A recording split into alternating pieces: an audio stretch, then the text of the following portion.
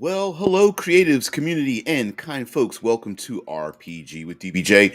I am your host, DBJ, and welcome to the channel. Today, we are continuing a bit of a conversation that I was having with you guys uh,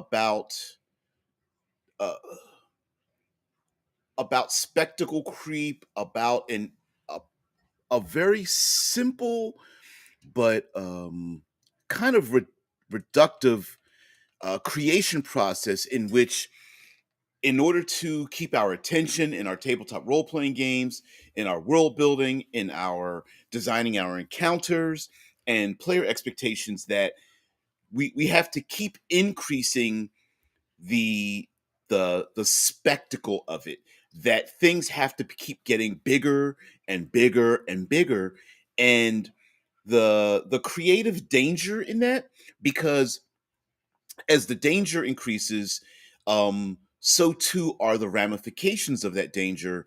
And you can get into this cycle where everything that happened before is meaningless as we move forward in our tabletop role playing game expectations. And then we get into a problem where we're no longer focused with what we're doing in the present, but concerned, because of the meta nature of it, that maybe our characters aren't tough enough because they're supposed to be bigger and better threats on the horizon, even though they haven't even been introduced into the game world yet, simply because we know my third level character doesn't have the capabilities of my 15th level build that I've already have in my head, right? And so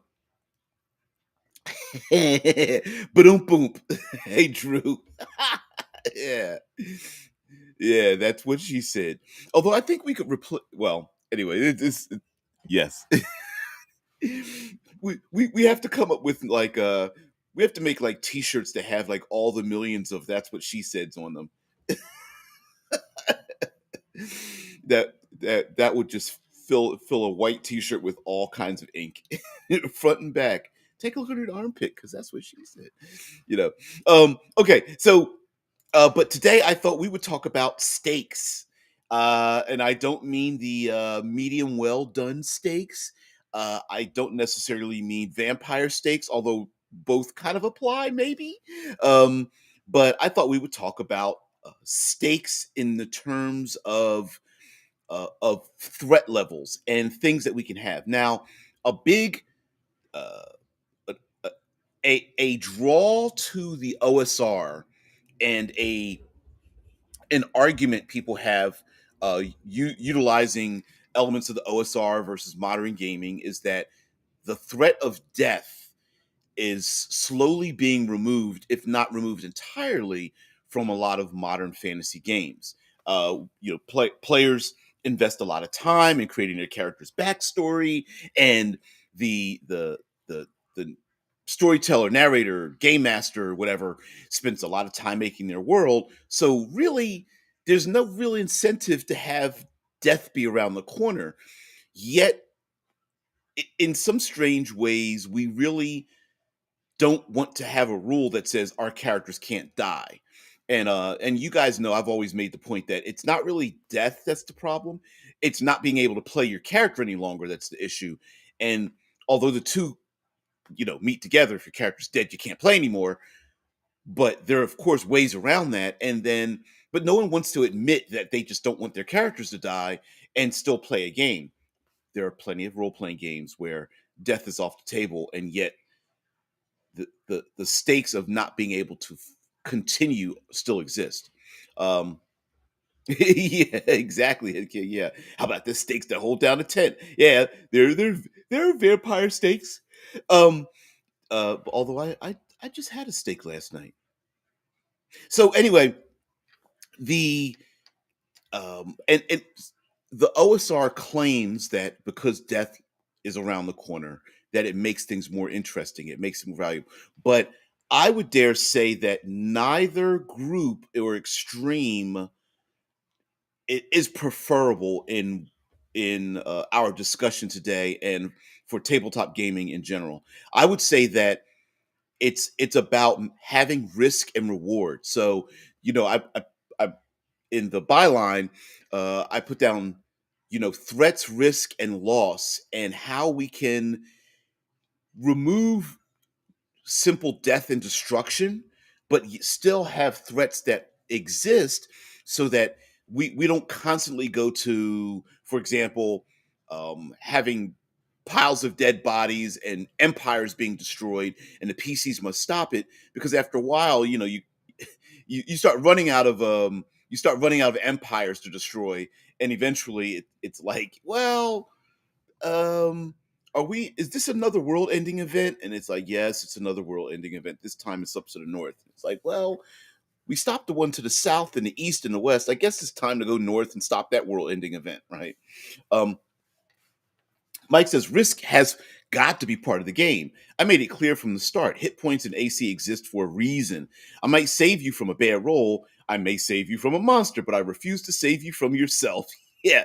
And that there's a play style where players use the game statistics as a resource instead of the narrative purpose that it falls. Like, for example, there are players who understand that, well, I've got 72 hit points, and if I jump off a 40-foot cliff, there's no way I can die. So I just jump, right?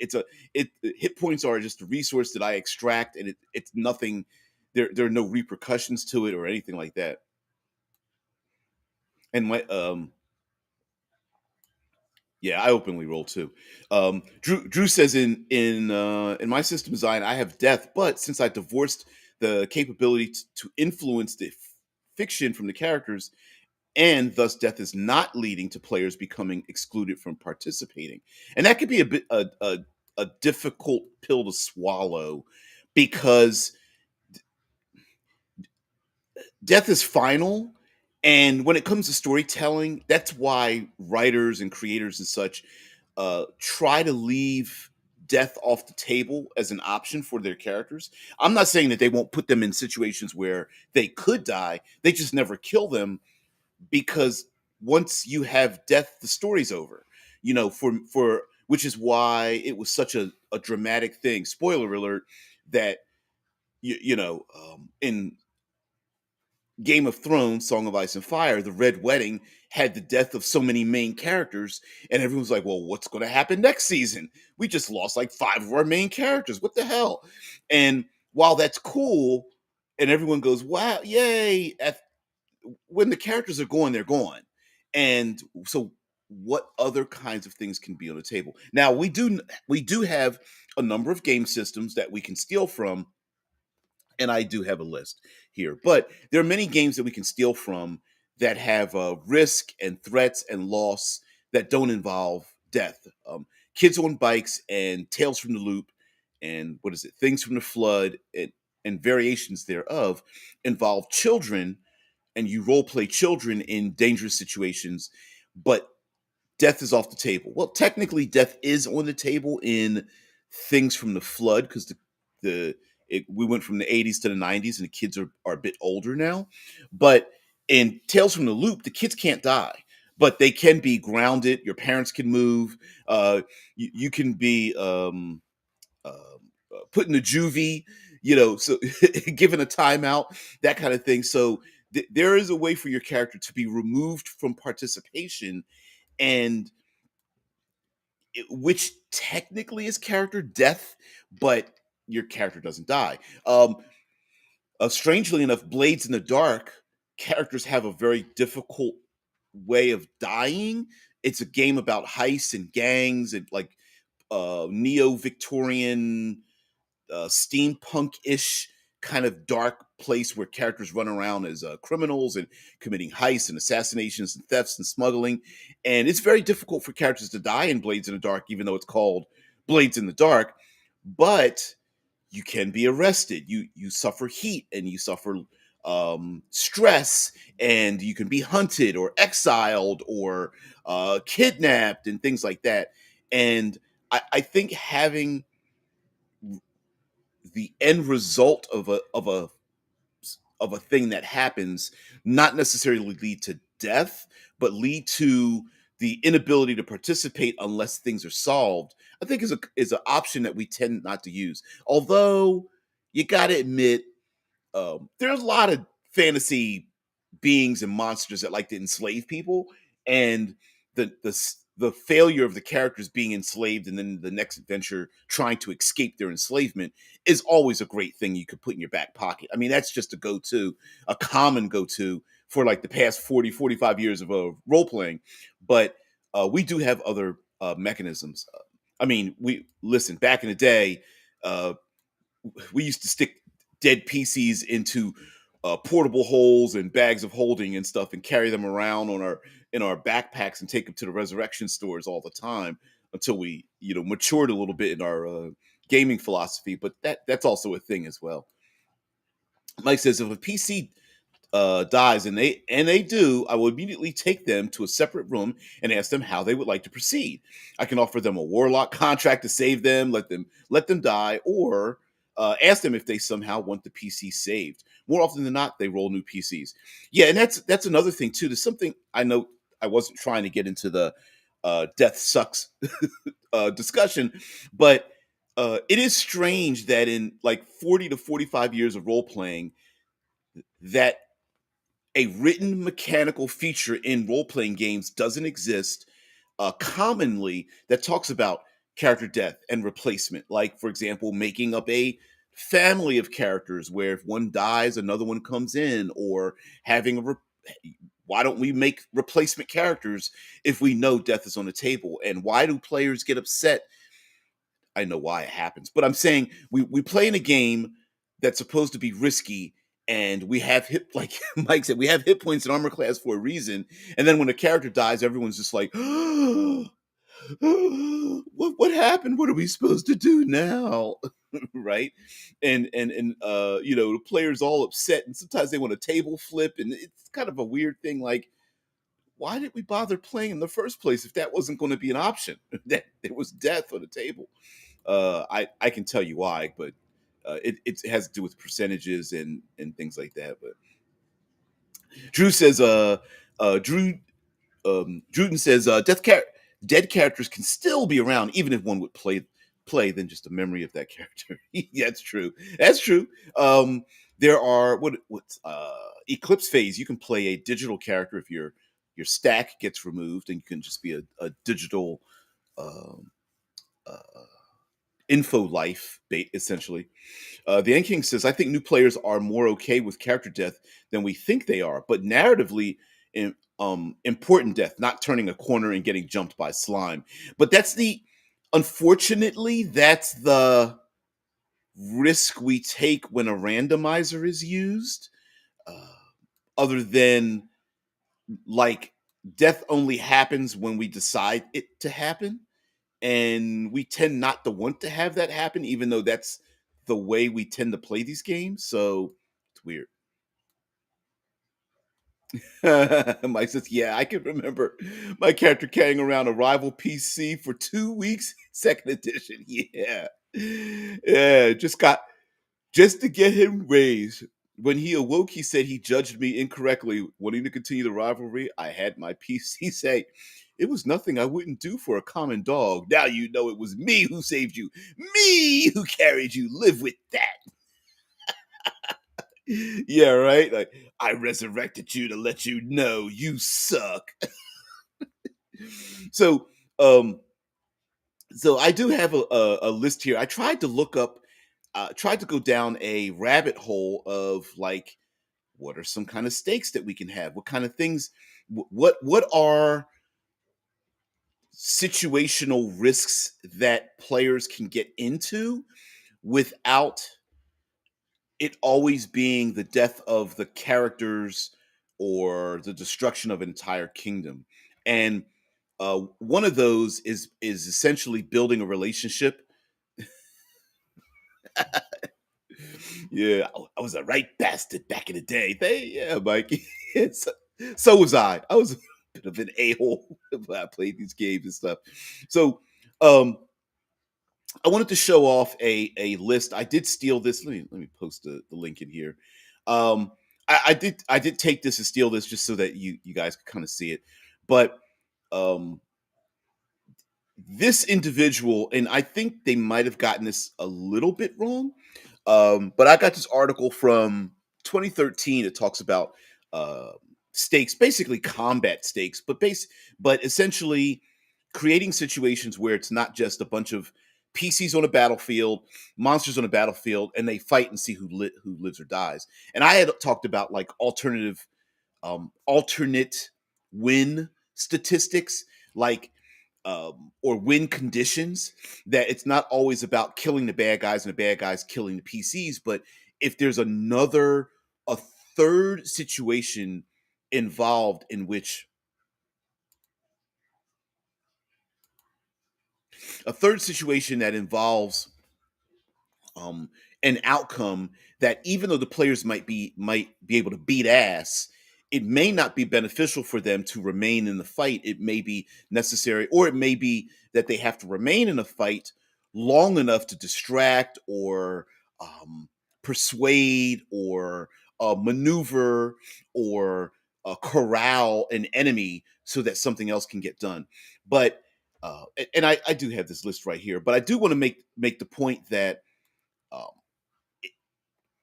while this is it's going to be pretty interesting, I think the win loss is what I'd like to focus on in terms of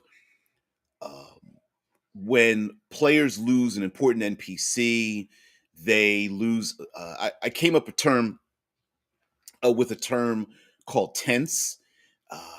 You guys used to hear me talk about time, energy, and resources having a cost. Tense is kind of like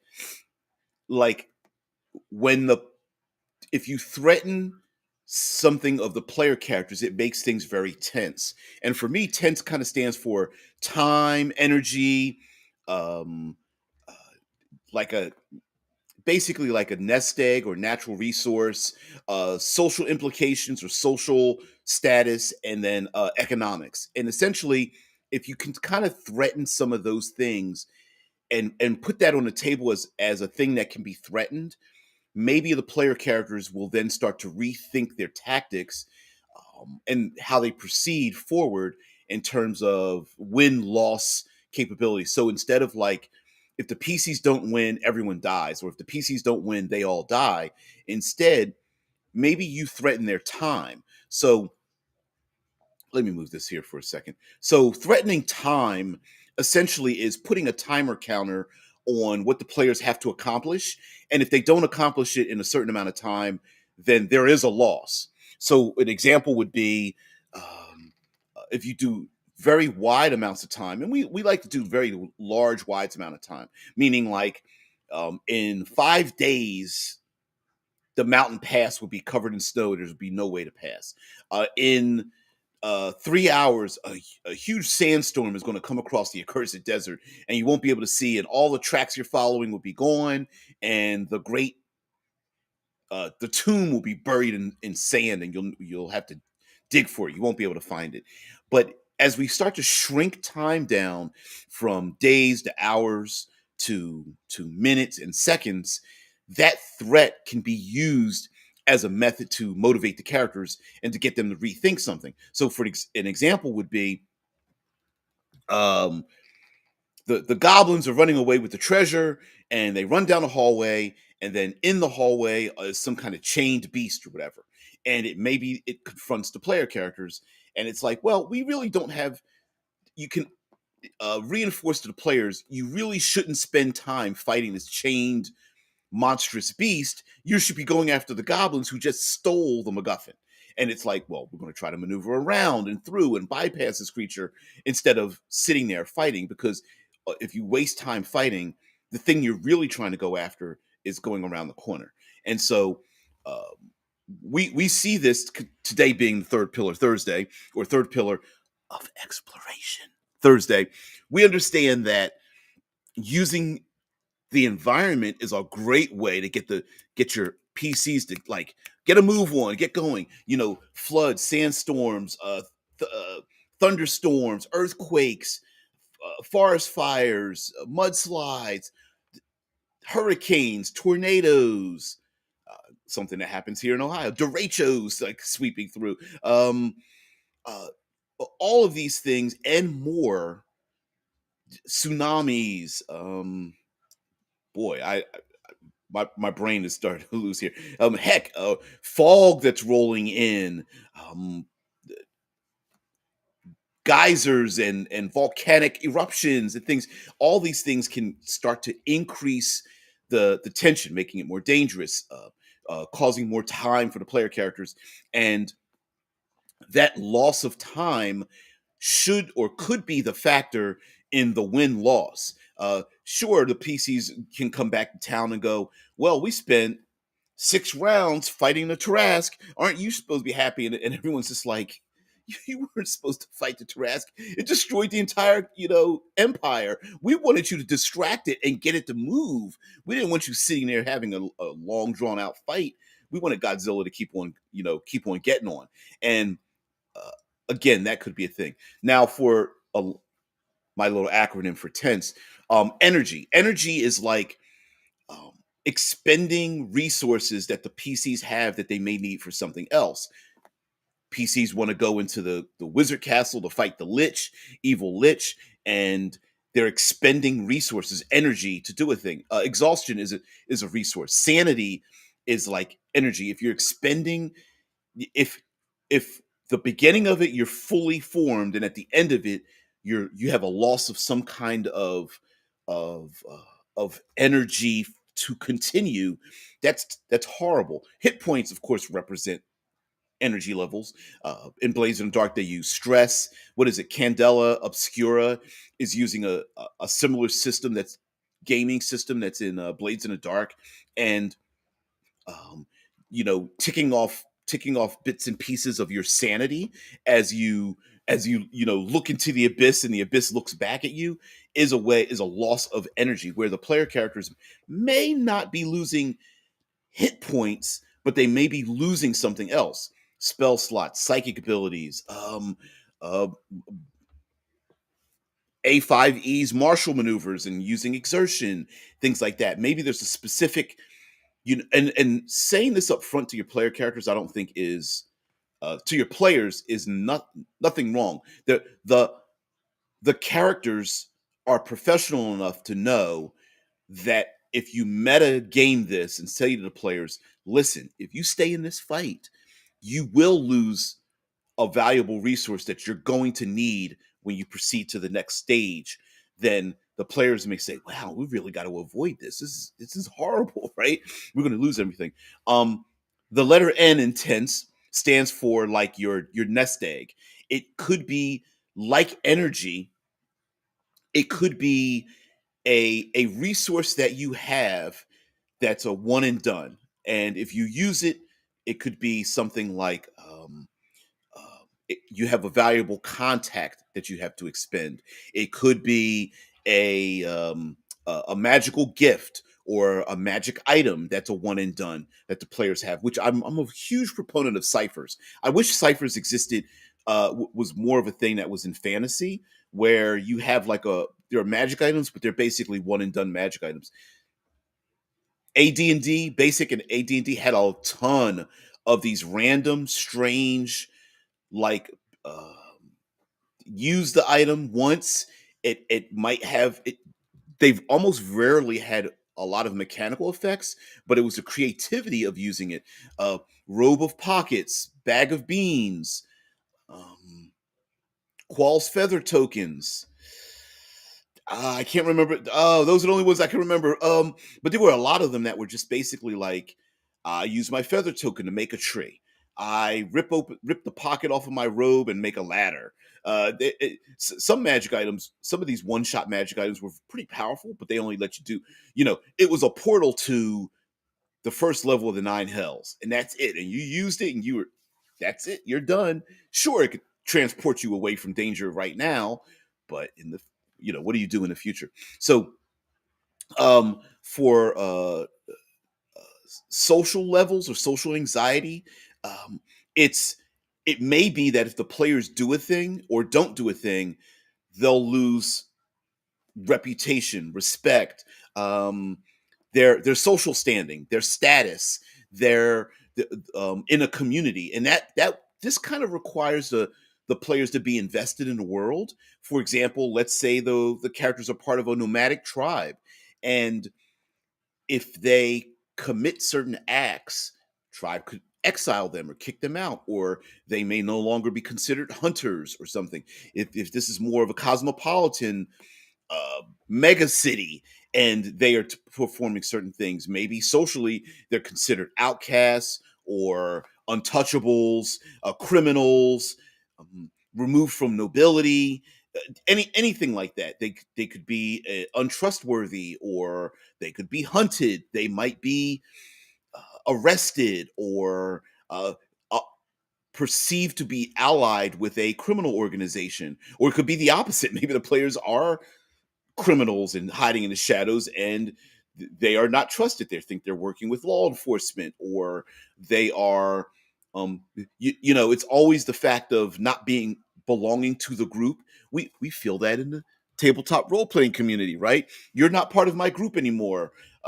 We're Pathfinder 2 players. You're one of those I don't know, uh, hippie rules light players or something like that. Get out of our group, right? We do have social anxieties when we feel threatened, for saying or not saying a thing. We have that in our real life. There are people who have political standings, but they're afraid to disagree with the group that they agree with, because there might be one or more things that they disagree with them with, but they won't say it because they're afraid of getting kicked out or being ostracized or being judged. And we in our real world, we do have a reputation economy here in our social media, YouTube, and the Twitter books, and the and the Insta faces and all that kind of stuff.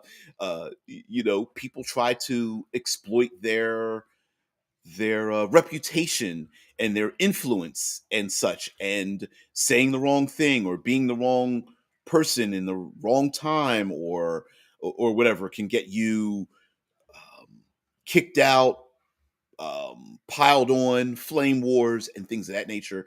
And then lastly is the economics, and that's basically like money, value, land. Um, threaten that from the players. Hey, we're going to take your gold or your valuables, or it's going to cost you some kind of economic value. And I think if we can if we can start to throw some of these little things in. So if you really do want to have the player characters go up against the blue dragon and its army of cohorts in the accursed desert, maybe also the PCs find out that there's going to be this massive sandstorm, and the blue dragon is basically gathering its forces and it's going to hunker down, knowing that it will survive, and maybe of it's the most important dignitaries, but everybody else is probably going to get buried in a sandstorm and die. And the PCs are like, all right, so what do we do?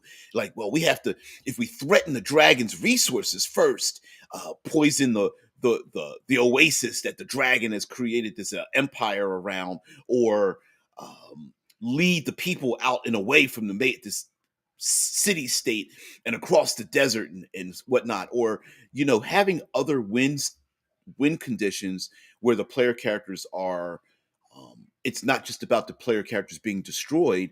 Maybe the blue dragon sends its emissaries out there, and it's like, I don't want my ego's being fed. Don't have the people leave. They're supposed to be here worshiping me. Or they're supposed to be they're supposed to be mining for a valuable resource known as mage stones down in the desert. I don't know, the caverns below the desert, and where I built my empire over top of my city state, over top of an ancient crypt from a 1,000-year old civilization that I once destroyed, and I want to get my belongings back. And if I don't have people enslaved and working for me, what's going to happen? And that might be it's not about killing the PCs. It's about, hey, I need free labor from these people, right? And these are, I'm I'm just trying. I would like to encourage more things than just player death or the destruction of their enemies. It could be something where there's an alternative to loss and risk and what the players are willing to risk. I mean, we see many times when our heroes in media, we know our heroes can beat ass, but it's the threats to things around them. Of course they can. You know, John Wick's a badass, but he has some allies that have been threatened and or murder killed, and he has to go and take revenge. But had he done something to prevent their death, it's like, oh man, I wish I had done this other thing. Okay, time to murder kill and put bullets in people's heads, right? And player characters may be the same way. It's like, and this is why murder hoboing, that term has come around as a negative because PCs as hobos, the classic person walking down the road with a stick over their shoulder and a bandana tied into a knot on the end of the stick. It's like player characters don't have any ties to any part of civilization. They have no family, no friends. They don't feel any draw or desire to, with any connection to any NPCs, not the local tavern, not the local blacksmith, nothing, nobody. It's like, well, then it kind of gets not boring, but the then we're only measuring loss and success on hit points, right? That we're not measuring it on the other. I think you're losing something in the role playing experience by shutting off a connection with um, a connection with a thieves guild that a player is trying to rise in, or a cleric is part of a religious institution that they're trying to excise the corrupt officials inside of, or the herald or paladin that is trying to hunt evil and witches and things, and there are innocent individuals and they know that there are shape changers and mind controllers in the community, and if they can just go after the evil hag who is the leader of this organization that's infiltrating inside, and having that relationship with players that are just shrug their shoulders and go, oh, what, the sword coast, I don't really care if something or anything happens to them. It's not important. Oh, the barmaid at the local tavern, very classic kind of thing. I don't really care about her life. Let's move on. And that becomes kind of boring. Mike says, for that same 2E campaign, we were lost in a vast desert where starvation and thirst were a real threat. Making our way out couldn't be a straight line. We had to move from resource to resource to escape. Otherwise, we would have died along the way. And this is why I think I'm a person that's into resource management. I understand, I completely understand players that are like, I do not want to count calories, right? I do not want to tick off, resources and counting arrows and counting food and counting. And I get that. And mind you, little slight plug for Level Up A5E. They do have something known as supply, which is kind of a catch-all for like food, drink, repair items, things like that. But people that are into resource management, which is all the people that love Dark Sun and those kind of post-apocalyptic style from fantasy to modern gaming, the resource management is basically, it's a different vector of threat, right? It's like, oh, I'm not being attacked, but man, I've got to, if I clean water or some kind of food source or finding shelter, it becomes the success of the character's progression is about it's a Mad Max kind of thing. We need fuel for our vehicle, right? It's not about losing hit points. It's about progressing further. Maybe if you want to play extra planar adventures, maybe it's finding yet another uh, astral stone that is used to fuel a spell jamming ship that takes you from one plane of existence to another, and if you can't find them, you're stuck. We see this in Star Trek all the time. How many times have they run out of dilithium crystals and they needed to fuel the engine nacelles or whatever they're called, the engines, and of course they have to mine them or extract them or reconfigure them or whatever. They come up with some BS thing, which we love our BS reasons for not being able to get from one place to another. And just for travel. And so having enough resources, and even if the player characters are essentially highbrow immortals, that doesn't mean that the people around them are the same way. Sure, players can walk through a desert and not feel that they're threatened at all by the bright sun and dehydration, but maybe they're protecting a caravan, and protecting this caravan is important. I once had uh uh we as game masters, we were switching on and off from an exploration kind of style. I guess you could call it West Martian style, kind of. Anyway, but this is back in like second edition, where you would do hex crawls and such, and we were switching off. And one of the things that we were doing is trying to get valuable resources from one place in the world to the other. And it was important that we got there. And every time we lost resources, we had to scavenge to get new resources. And essentially it was a basic, a very long caravaner adventure, and such. It was kind of cool to do that. The Ant King says that bit about John Wick reminds me of Wolverine. Yeah, functionally immortal, but also in comics, dating or marrying him is considered a death sentence. He kind of carries death with him. It There are Jack Bauer from the 24 series was like that. Wolverine, Punisher is like this. Um, John Wick, where they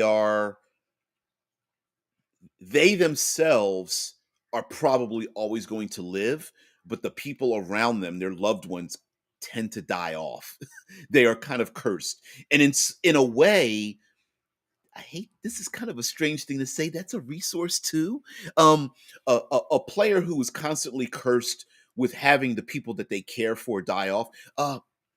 Oh, Highlander.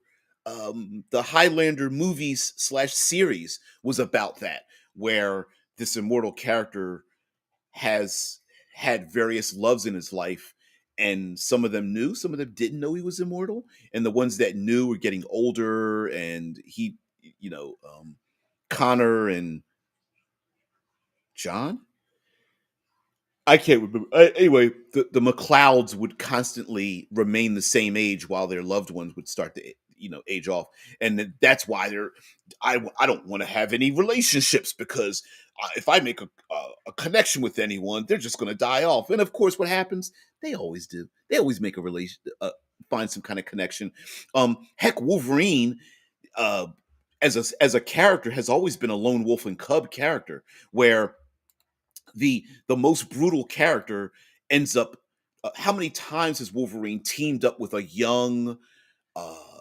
a young ward reluctantly, right? But always happens where this young person is teamed up with them, and it's just like, I don't want to have to work, look out for you. And then reluctantly he turns his back on them, and then that person gets captured, lost, um, whatever, and then he's got to come back and save them. And it's like, I guess I'm your dad now.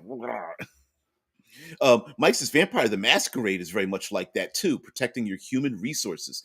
Yeah, Vampire the Masquerade, for those who are unfamiliar with Vampire, the world of darkness in general, and especially Vampire, in Vampire, a starting character is worlds above mortal human beings. You could trounce a mortal human being without expending very many resources from your character.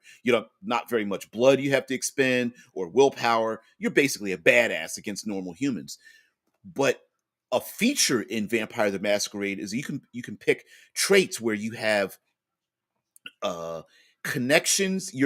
Your immortal vampire has uh, can weave itself into mortal society, and that's where the threats come from. So for example, you could become a cult leader, and there are human beings devoted to you. They're zealots, and you drink their blood because they think they're part of uh, a death cult that you created or something, right?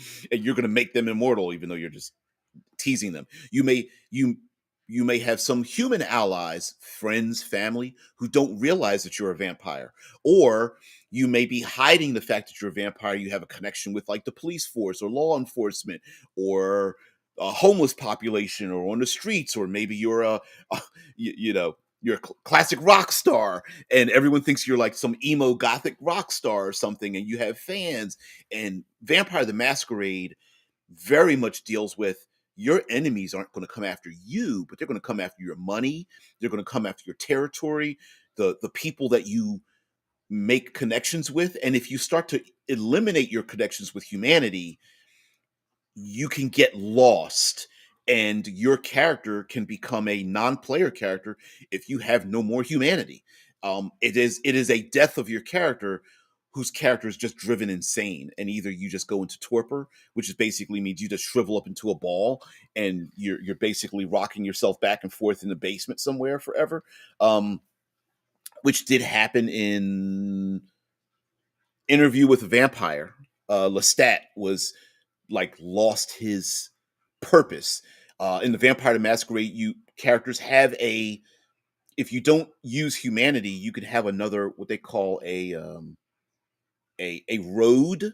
It's like a pathway of thinking that keeps you motivated in life. And if you lose that, you just shrink into yourself, and you become a non-player character. You just sit in a corner and don't do anything anymore. It's like sanity loss for human beings. And again, that's a resource. That's a threat to a character. Heck, getting stuck in another dimension is a possibility, where you can lose your character. In the game Invisible Sun, our real world is actually an artificially created place of non-magic, and the dream world where your characters are supposed to be from, where you play Visley, is the real world, and you can get lost in the real world in our day-to-day, cycle of working and coming home, and wash, rinse, repeat of the boredom and doldrums of normal society, and getting lost in that. The End King says, "Yeah, I always felt that way too. Wolverine has had so many surrogate daughter figures over the years. It's a classic aspect of his character. He's extremely uh, lone wolf and cub, right? Where Wolverine's like, I'm the best at what I do, and what I do isn't very nice. Shink, killing, murder, killing thing. And then, of course, he's had Kitty Pride. He's got I can I can't name them all, but he's had surrogate daughters where he's taken care of, where he had to struggle to express his sensitive side, because he kind of is an asshole, really. Like Wolverine is an asshole character, and of course, the movie Logan kind of exemplifies that, right? Where here's this young girl he's got to take care of. He doesn't want to. He's reluctant the entire time, and then at the end of the movie, it's just like she calls him dad, where he's just like, "You took my daughter, you mother," and then goes crazy. And that's brilliant, brilliant part of that movie. The ending was a little bit wonky, it's slightly, but brilliant movie. I am Duncan Cloud of the Clan McCloud. Hell's yeah, hell yeah. And again, here's a character who's completely immortal, but the threats to the character it's not really about. I mean, yes, there's a sword fight and is dying and not dying and such. Which, side note, if you've ever seen the television show and the behind the scenes, it's funny because of course Duncan McLeod, Connor and Duncan, yes, Connor and Duncan. So the whenever they would fight in a TV show, they would draw a sword, and the sword came out of nowhere. And if you ever looked at the behind the scenes, they literally had the actor stand still, and a grip would run from out of behind the scenes, run up, hand the character a sword, run back, and then they would just keep filming it. So it made it look like they drew a sword from their back or drew it from their hip. And you're like, they weren't carrying a sword. Where'd the sword come from? Well, the joke was that they weren't ever carrying a sword. They just pulled it out. There was a kid in the television show, um, Johnny or something. He always ride a motorcycle, and he wore a short little motorcycle jacket, and he had a long sword. And it's like, where'd the long sword come from? No one saw that. Devastation said, "Yeah, yeah, they sure did me. Connor's from the movies, Duncan from the series. Yeah, I like the series. The series was pretty good, and I think the series did a talking about risks and stakes and loss. Um, the they did a good job in using flashbacks to tell a story about loss and guilt and unfinished storylines where back in the 1400s they would flash back to the main character, um, Duncan in the series, and then they would come to modern day because maybe there was he had to, I don't know, there was a sailing ship that was sinking and he couldn't save his best friend, but the best friend sunk to the bottom of the ocean and who was immortal and finally washed up on shore 200 years later, 300 years later, and then wakes up because he's immortal and from drowning or whatever, and it's like, you didn't save my life, I want to take revenge. And then what happens? The enemy, the rival starts going after his friends or family or his reputation, and those things begin getting threatened. I would like to see, I'm going to bring up a game that I've brought up plenty of times before, but I think it has an excellent there these two games have excellent mechanisms that draw players out of their turtle shell. No longer murder hobos, turtle shelling, like where players are no longer, um, they have the inability to protect themselves from the rest of the game world because they don't want connections, because they know what hit points are, so they do everything they can to protect the hit points. Having emotional connections with NPCs, having resources that are out there that could be threatened, player characters tend to go against that. And there are two games that do a really good job in drawing players out of their turtle shell, and that's Blades in the Dark, and which I'm not going to bring up too much anymore, and Wraith the Oblivion. And the reason why, sorry, side note, the reason why Blades in the Dark is, for myself and many people, give it so much credit is because it has modular facets to it, and it's one of the best designed games that has multiple modular facets that could be stolen for other purposes, all put together in one game. So it has a flashback mechanic, it has a stress mechanic, it has a gang crew mechanic where you make where all the players get together to make up their crew, and it has a vice mechanic which I love, and this deals with Wraith the Oblivion. So in Wraith the Oblivion, they have a mechanic known as fetters. And so you play someone dead, you're a wraith, and when you play that dead character, your fetters are what draw you out and could be threatened and what power your character. It's basically a way for you to thank you there, Mike. Yes. Jubilee, I forgot that Rogue was one. Yes. Yes. Kitty Pride, Jubilee, Rogue, um, uh temporarily every once in a while there would be another character like Mystique and Storm, and when Storm lost her powers, he tend Jean Grey, he tends Wolverine tends to bond with female characters that he becomes the surrogate parent to, so the character ends up going into a state of loss, like Storm lost her powers, or Jean Grey could go into a coma, or something like that, or they're very young. Jubilee, Kitty Pride, Rogue in the movies, who ends up being young. Although Rogue in the comic books has had many losses, and Wolverine kind of protects her.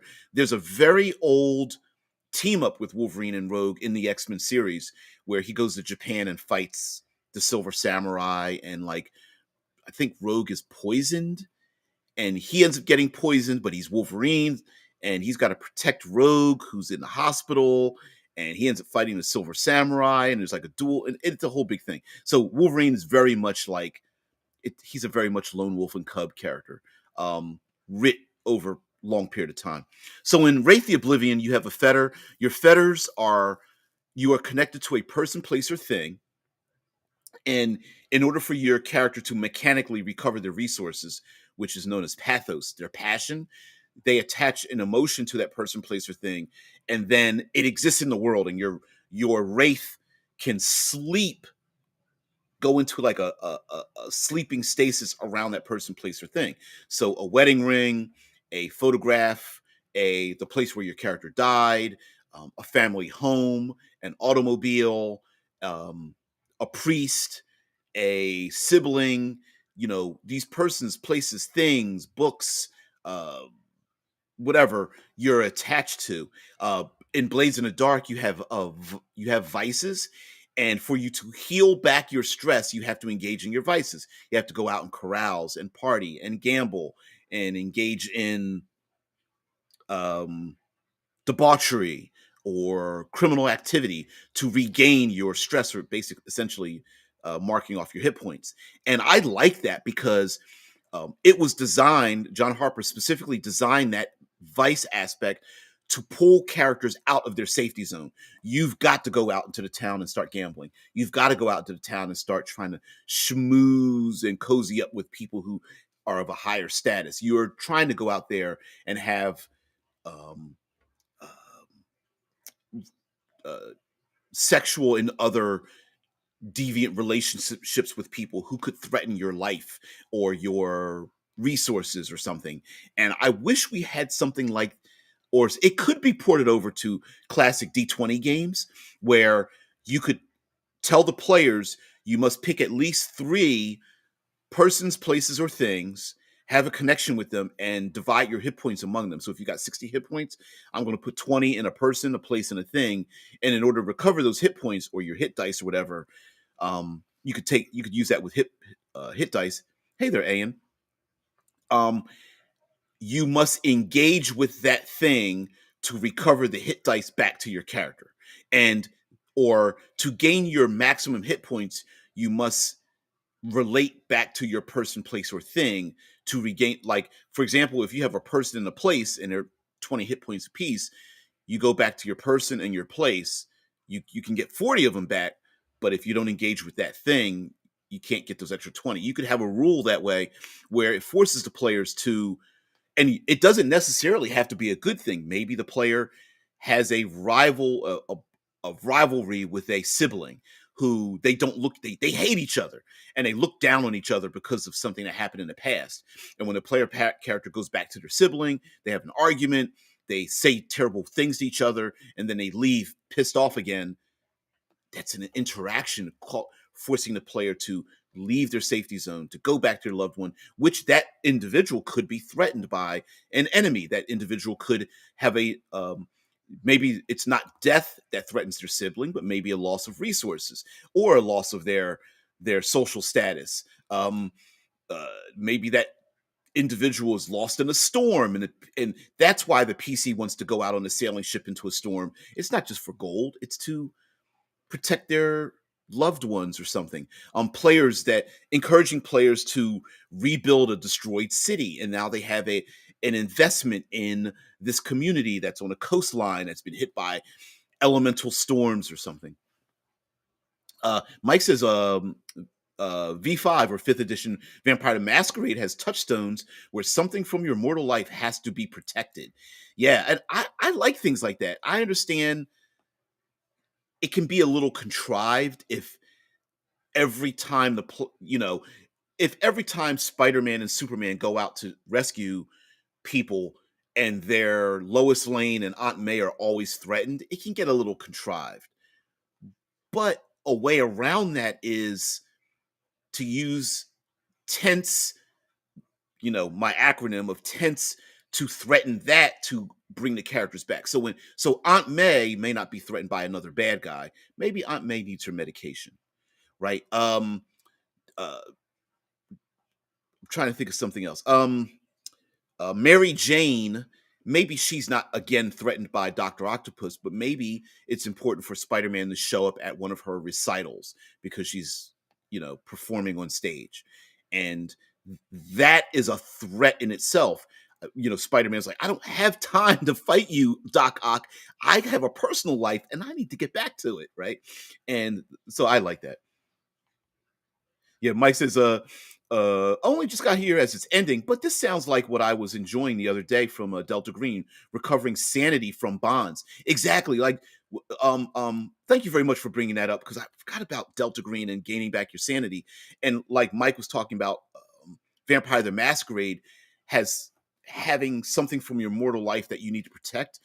And I wish we had more of these mechanics, or at least we inserted these mechanics into our role playing games where a maybe an important facet or resource or capability of our characters exists, like when a paladin or a herald breaks their oath and they can go back and they have to atone for what they did. Maybe the atonement is just going back home, or the atonement is drawing out the picture of their loved one and recalling what happened. And this doesn't have to. I'm not saying this has to be a drama filled 5 hour playing thing where everyone's sitting around crying over their lost people in their life. That's not what I mean. I'm talking about like some of this could be silly, like the Lethal Weapon series, and uh, Murtaugh it wants to retire. I'm too old for this shit, right? And he has a boat and he's trying to build his boat because he's going to retire and have his boat, right? And every time what happens, the player character goes back home and it's like, what are you doing? And like, I'm building a boat because I'm going to sail. I'm going to retire and sail away. And maybe that's the thing they want to do.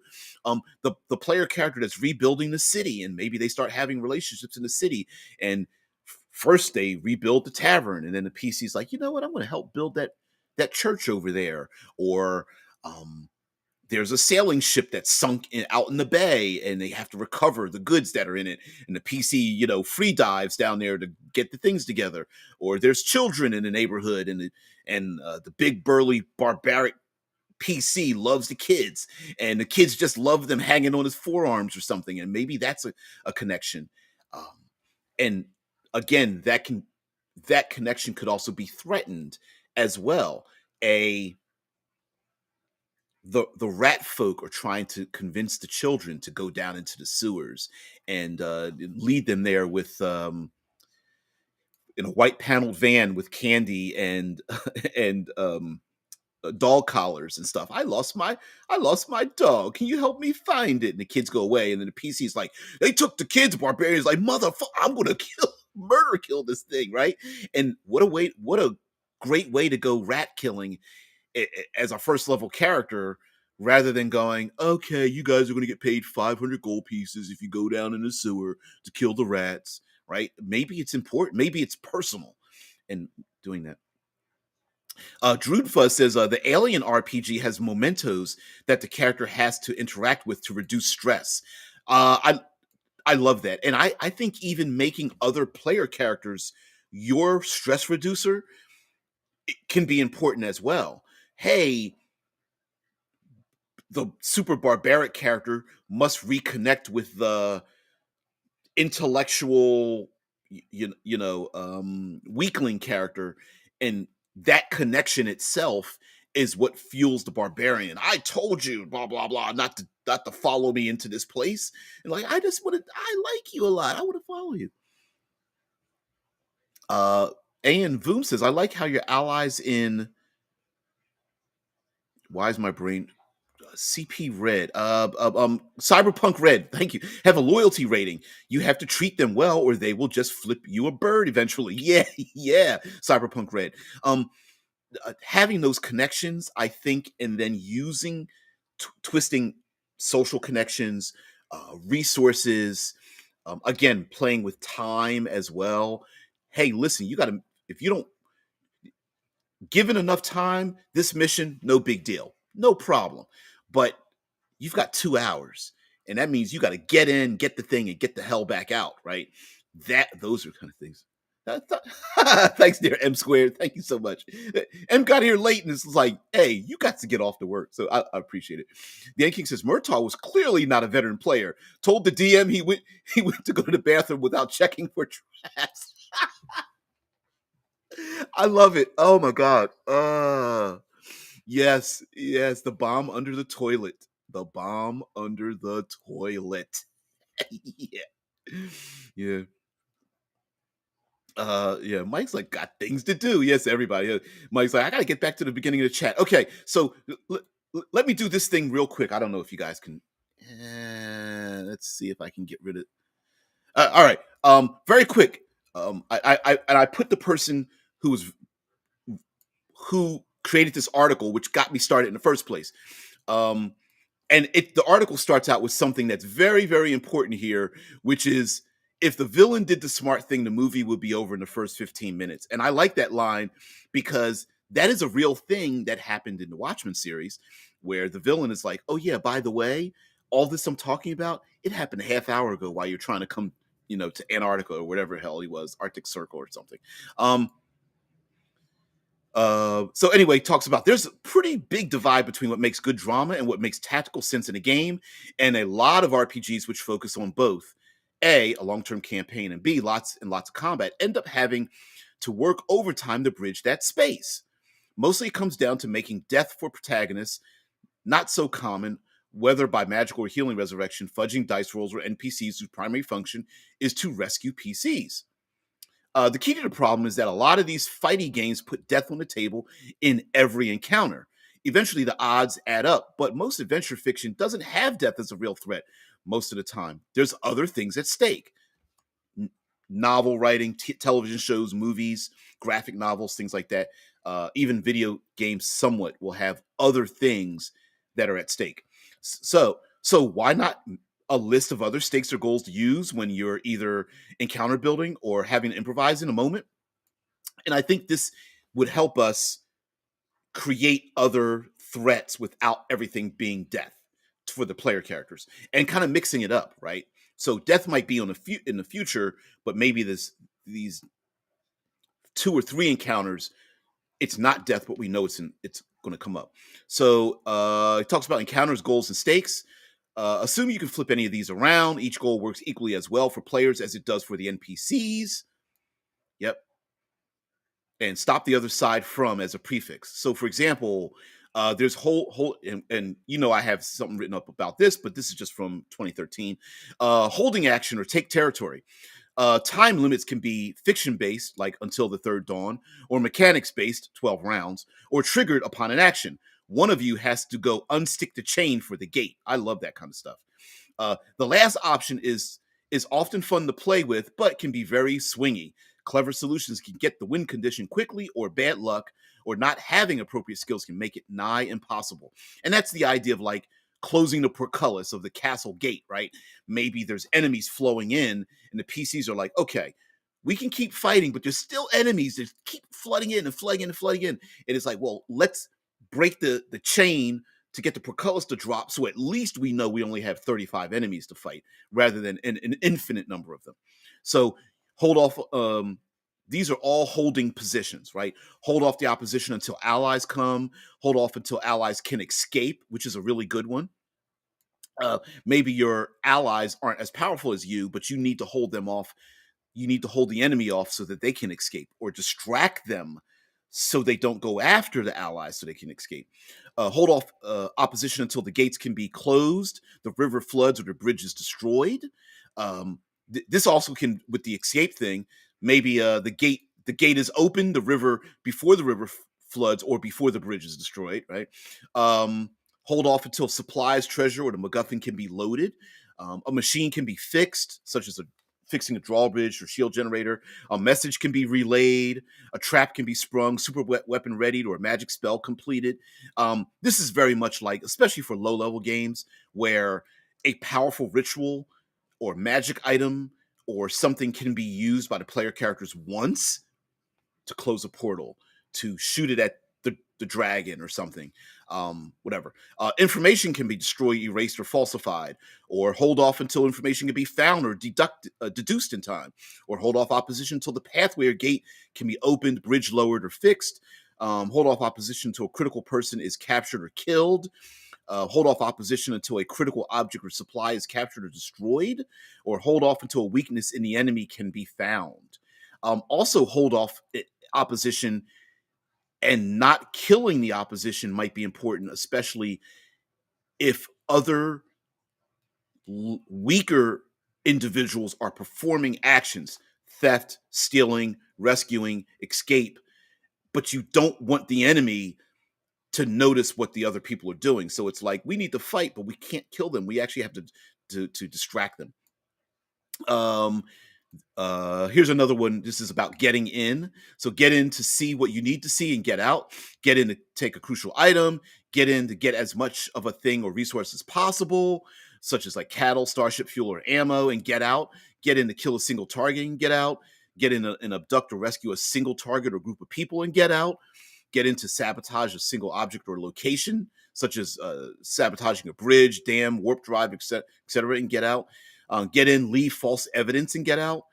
And of course, they say optionally you can use many of the goals listed under holding action. Get in, hold, do a holding action for a specific amount of time or limited amount of time and get the hell out. Also, it might be get in, do a thing, get out without anyone noticing that you were there.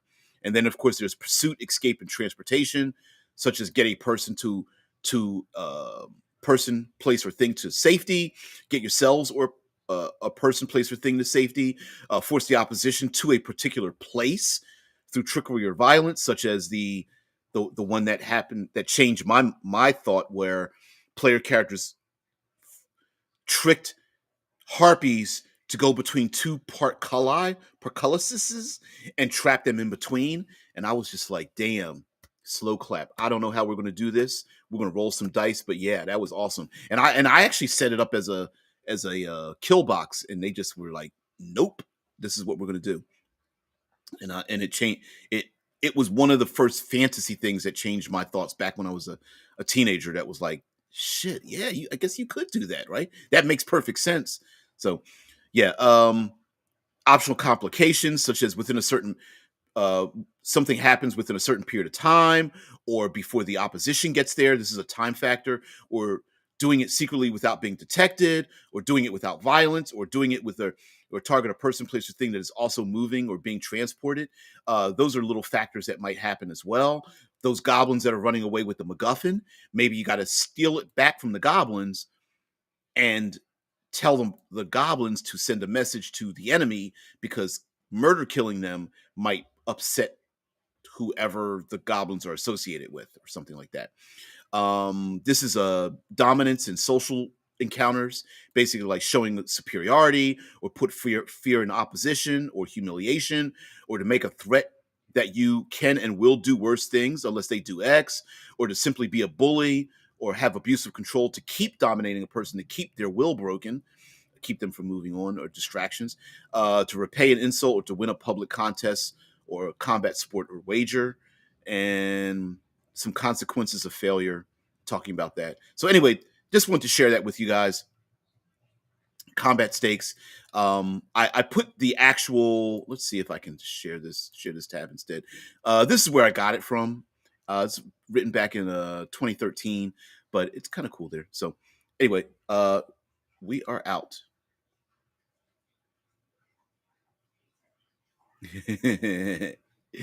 Ains is like, I mean, treating them well is up to interpretation of the GM. They will make for great plot hooks. Yeah, yeah. I mean, there's no reason to abuse. It can get old to abuse characters' weaknesses. So if your players are really engaged in it, I would be less likely to constantly put their connections under threat. Social connections, connections of places, connections of their things. The character that carries around a locket that's very important to them, I wouldn't constantly steal it from them, right? I might make allusions to a thing.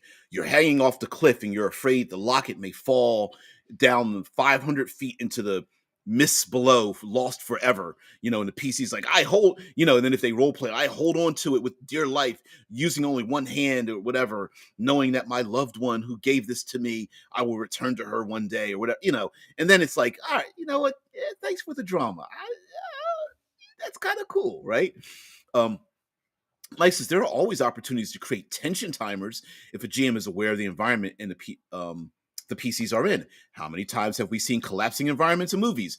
A million of them, right? Collapsing bridges, rooftops, um, uh, uh, um, uh, walls, ceilings, um, cars falling over. I mean, anything and everything collapses everywhere. Trees falling over, rock slides, mudslides, and things like that. Yep. Ayan says, when I do tension timers, that usually leads to bad player decisions and bad outcomes for them. I had most of my TPKs on timers. Yeah, and I hate to say this, but maybe we as a community, not we here, if you're watching this and you're participating in this, you're cool. But everyone else who isn't knowledgeable about this, maybe we've trained our players to think that every situation can be solved by hitting it about the head and shoulders, right? We don't um tactical retreats, running away, choosing not to fight, um, choosing to fight in a limited manner, using the environment, understanding that the tension timers that we create are important and maybe lethal even.